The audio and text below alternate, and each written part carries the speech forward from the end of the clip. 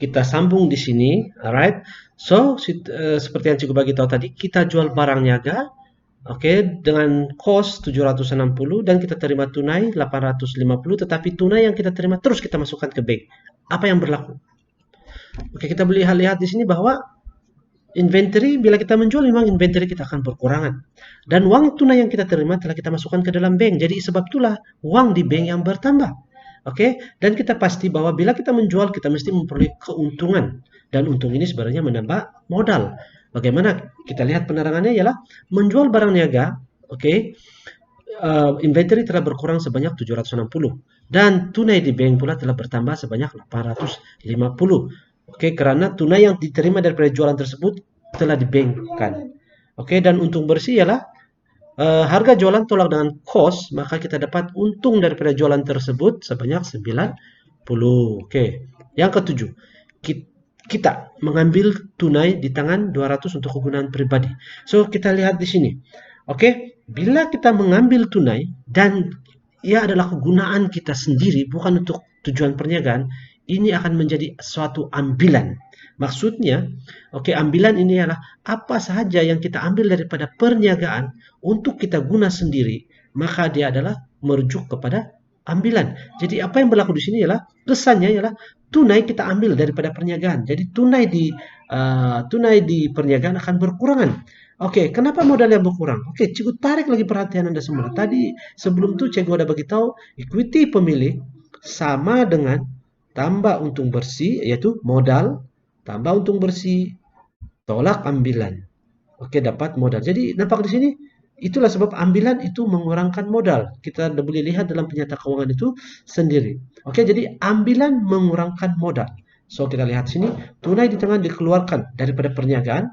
Oke, maksudnya aset perniagaan akan berkurang sebanyak 200. Tunai itu adalah aset. Ambilan pula ini merujuk kepada kita ambil untuk kegunaan sendiri. Maka ambilan itu menyebabkan equity pemilik. Oke, pelaburan pemilik itu sendiri dalam perniagaan akan berkurangan. Oke, next. Oke, 8. Kali ini kita membayar gaji pekerja. Sudah pasti dalam suatu perniagaan kita biasanya ada pekerja. Jadi kita bayar gaji dengan cek. Apa yang terlibat? Bank. Kita bayar dengan cek, uang kita di bank berkurangan. Dan seperti yang juga bagi kita tadi, dalam persamaan perekonomian kita boleh lihat bahwa modal tambah hasil tolak belanja. Jadi gaji ini adalah belanja. Maka dia akan mengurangkan modal, sebab itulah dia tolak. Dan belanja ini juga mengurangkan untung, maka sebab itulah untung akan berkurang dan modal akan berkurang. Oke, jadi pembayaran dalam bentuk cek akan mengurangkan aset sebanyak 920. Maksudnya uang kita di bank berkurang.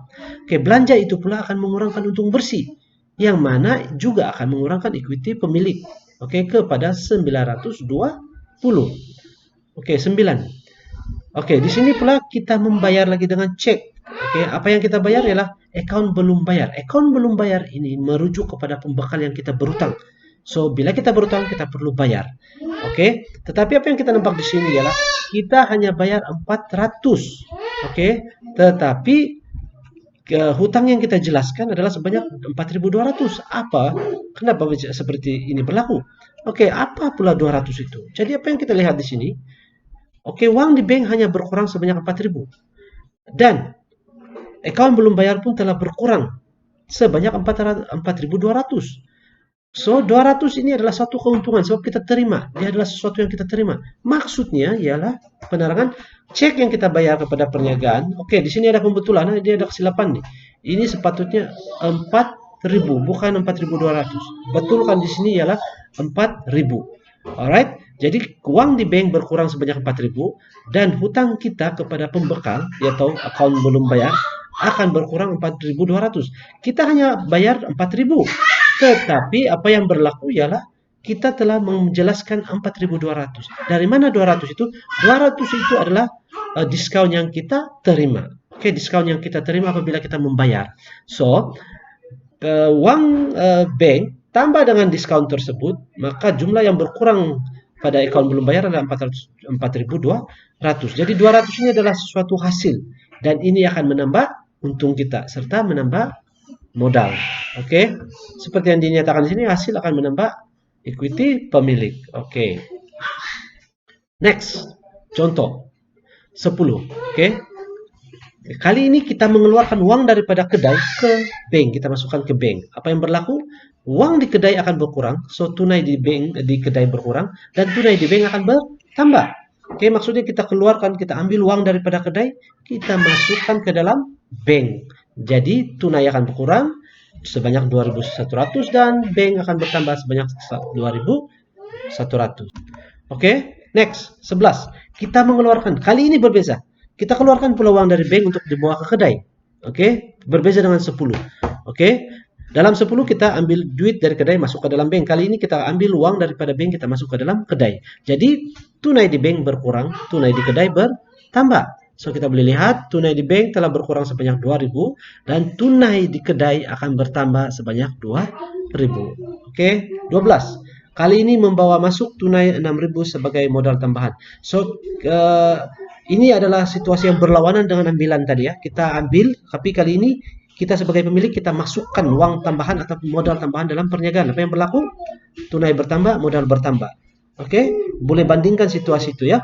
Tunai bertambah, modal bertambah. Kenapa tunai bertambah? Sebab kita memasukkan tunai ke dalam perniagaan sebanyak 6.000, maka aset bertambah, tunai bertambah.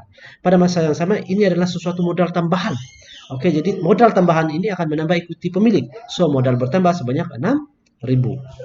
Oke, next 14. Kali ini kita menerima hasil, yaitu commission. Apa yang berlaku? Kita terima commission dalam bentuk tunai. Maka tunai bertambah. Dan hasil ini merupakan kesannya kepada modal dan untung adalah bertambah. Jadi apa yang kita lihat, penerimaan daripada tunai tersebut telah menambah tunai perniagaan, yaitu aset perniagaan sebanyak 160 dan hasil berkenan akan menambah ekuiti pemilik sebanyak 160. Dan yang terakhir, oke, perlu lihat sini, sebuah perabot berharga 4.900 dibeli daripada kedai perabotan dengan bayaran pendahuluan sebanyak 1.000 secara tunai dan bakinya dibayar kemudian. So, maksudnya di sini harga perabot tersebut adalah 4.900, tetapi perniagaan hanya bayar 1.000. So, masih ada hutang lah. So, apa yang berlaku? Perabot kita beli, maka perabot kita sudah pasti bertambah.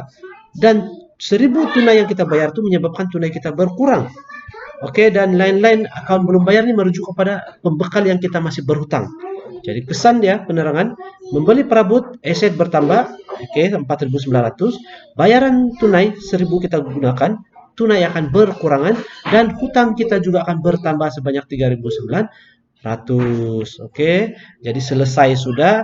Itulah kesan persamaan perekonomian kepada urus niaga. Oke, jadi pastikan bila Anda buat tugasan tersebut, Anda kenal pasti urus niaga tersebut, kenal pasti apa kesan, apa account yang terlibat, dan Anda perlu tahu membuat penerangan. So, sekian saja video Cikgu pada malam ini. Minta maaf ada sedikit suara-suara latar, tapi apapun harap jelas apa penerangan tersebut ya.